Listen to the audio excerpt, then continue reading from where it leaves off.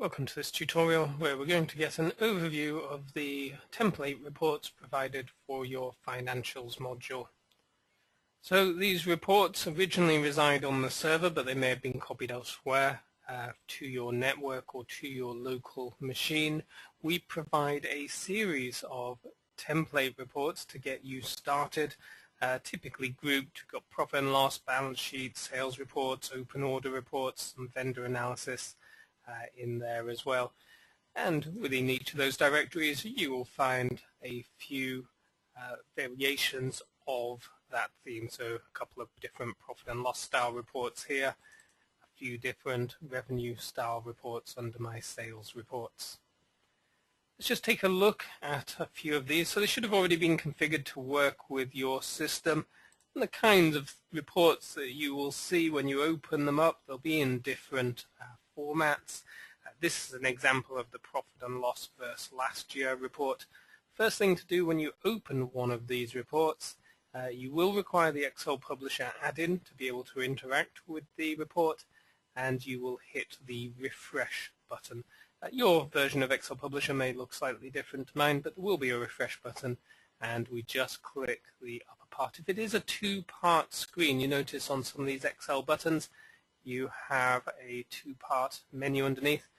For the template reports, they're always run in grid mode, so you can see mine already says grid mode in it. So click on the top half of the button, and that will refresh the report, bringing in the latest data. At this point, we can then interact with the report, and there is a separate video for each template. So there will be a video covering this profit and loss versus last year report. So please open up the video and the report to guide you through. However, I'm covering the common features. So the first common feature is, first thing to do is refresh the report.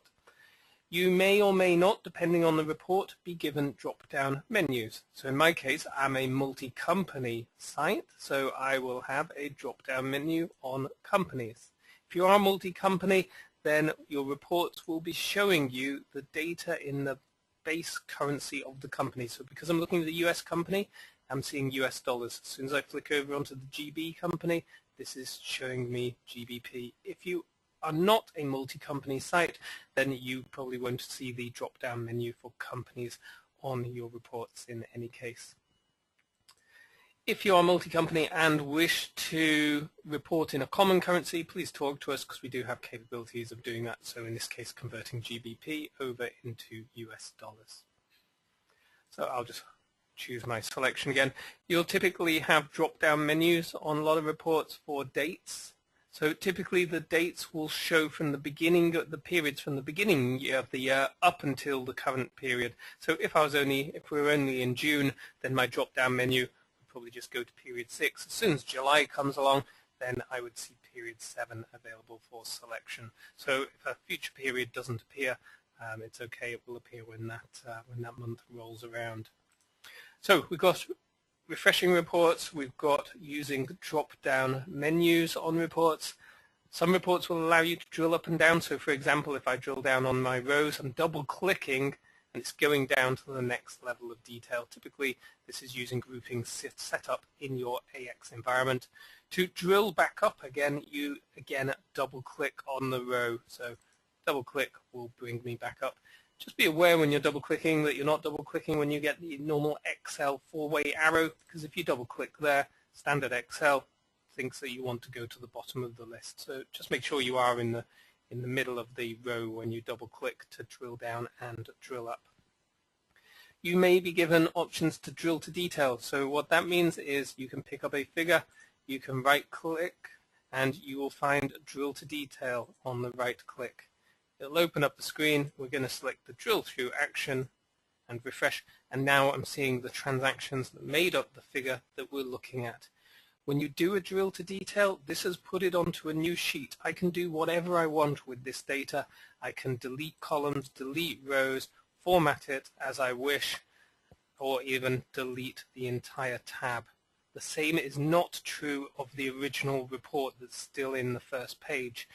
I don't want columns to appear or rows, I will not use the delete row or delete column, delete tab.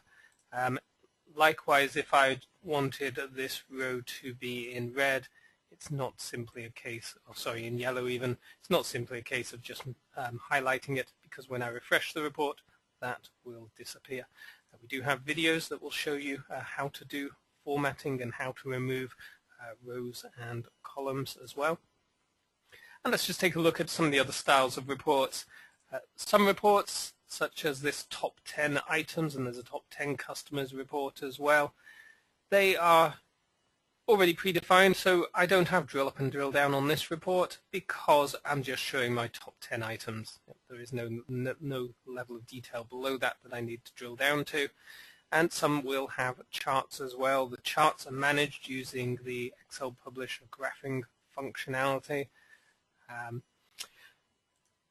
And again, not all reports will allow drill to details, but again, you can see even in this report, again, have drop-down menus for the report. Let's just take a look at some other ones. Again, this report is, instead of having a drop-down menu with my time, I've got the report trended across the periods. In this case, again, I can drill down into the quarters, into the months, and use filters in this case to swap between amounts and quantities. And likewise on this report, I can drill down on the rows as well. So please refer to the individual videos that will tell you what the report is showing, and all the features that you've seen here are common to all those template reports. And that concludes this tutorial.